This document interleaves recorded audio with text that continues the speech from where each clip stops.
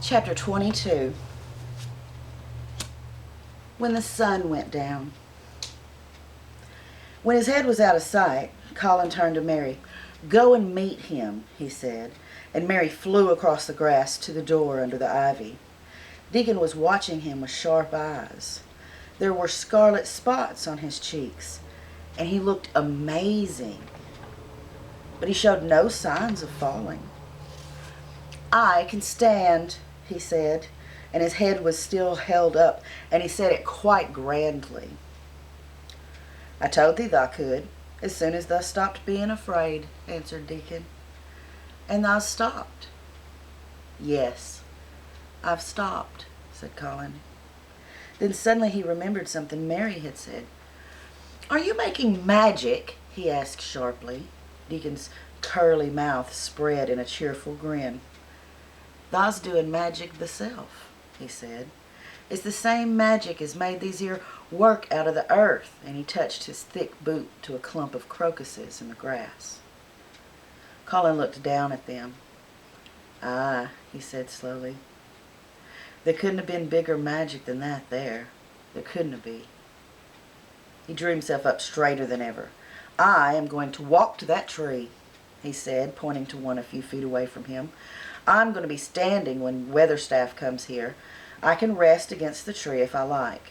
And when I want to sit down, I will sit down, but not before. Bring a rug from the chair."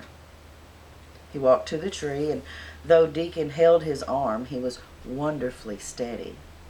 When he stood against the tree trunk, it was not too plain that he supported himself against it, and he still held himself so straight, and he looked so tall.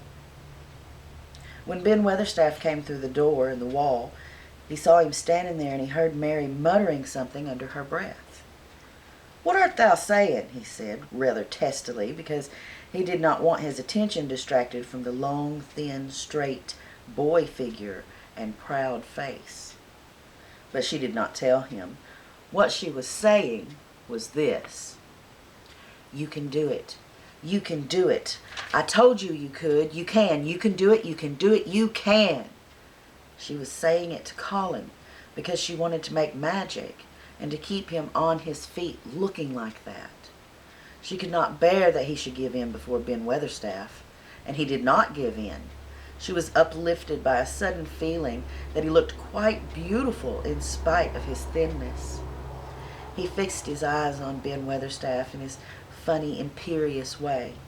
"Look at me," he commanded. "Look at me all over. Am I a hunchback? Have I got crooked legs?"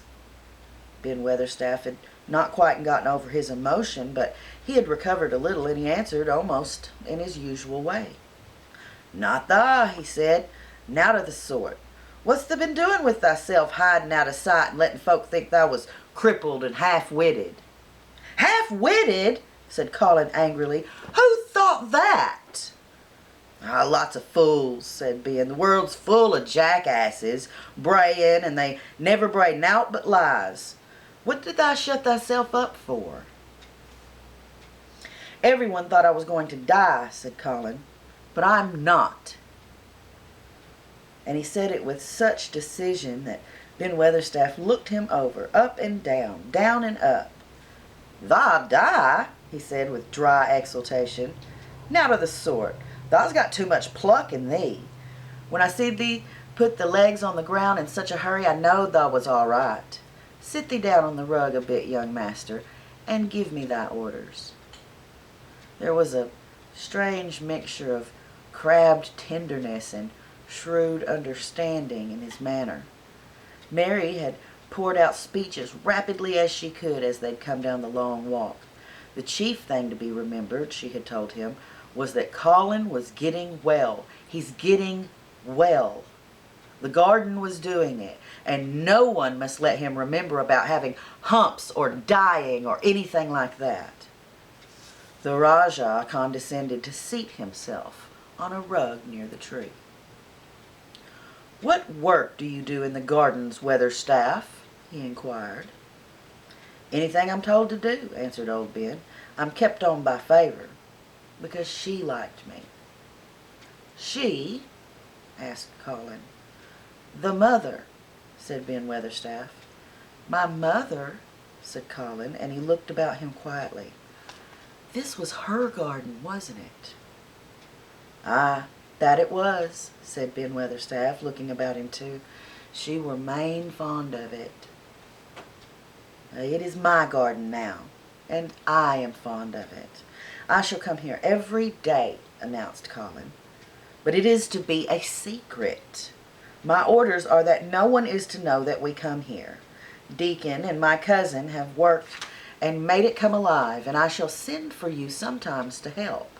But you must come when no one can see you."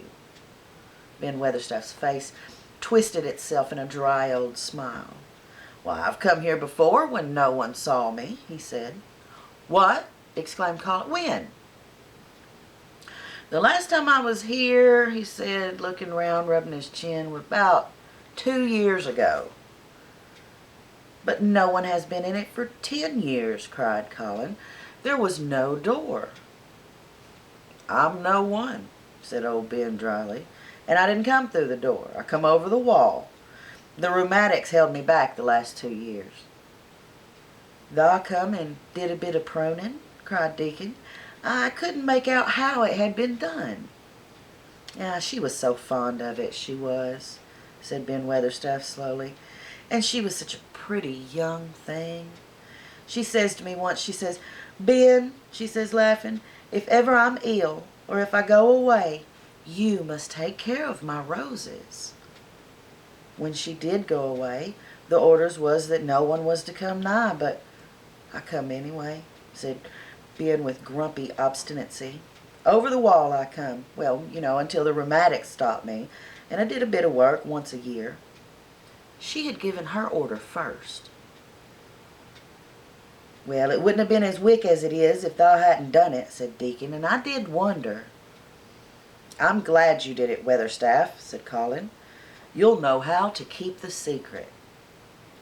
"Aye, I'll know, sir," answered Ben, "and it'll be easier for a man with rheumatics to come in at the door." On the grass near the tree, Mary had dropped her trowel. Colin stretched out his hand, and he took it up, and an odd expression came into his face, and he began to scratch at the earth with the trowel.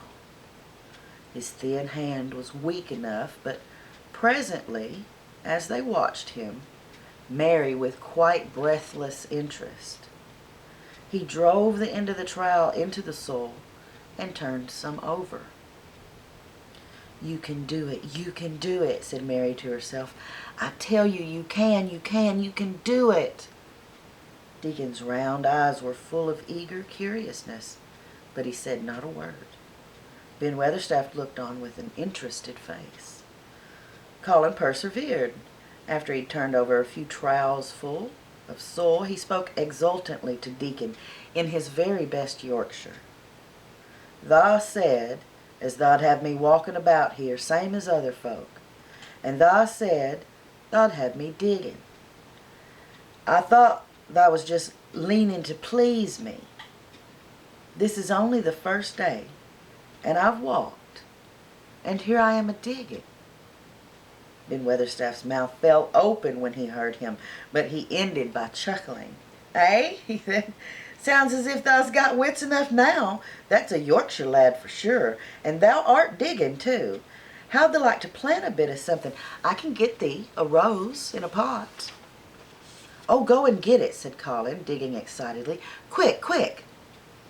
It was done quickly enough indeed. Ben Weatherstaff went his way, forgetting his rheumatics, and Deacon took his spade, and he dug the hole deeper and wider than a new digger with thin white hands could have made it. Mary slipped out to run and bring back a watering can. When Deacon had deepened the hole, Colin went on turning the soft earth over and over. He looked up at the sky, flushed and flowing with the strangely new exercise, as slight as it was. "I want to do it before the sun goes quite down," he said. Mary thought that perhaps the sun held back just a few minutes on purpose. Ben Weatherstaff brought the rose in its pot from the greenhouse. He hobbled over to the grass as fast as he could. He began to get excited too. He knelt down by the hole and broke the pot from the mold. "Here, lad," he said, handing the plant to Colin. "Set it in the earth thyself, same as the king does when he goes to a new place." The thin white hands shook a little, and Colin's flush grew deeper as he set the rose in the mold, and he held it while old Ben made firm the earth. It was filled in and pressed down and made steady. Mary was leaning forward on her hands and knees. Soot had flown down and marched forward to see what was being done. Nut and Shell chattered about from above in the cherry tree. "It's planted," said Colin at last, "and the sun is only just slipping over the edge. Help me up, Deacon. I want to be standing when it goes down. That's part of the magic." And Deacon helped him, and the magic, or whatever it was, so gave him strength that when the sun did slip over the edge and in the strange, lovely afternoon for them, there he actually stood on his 2 feet, laughing.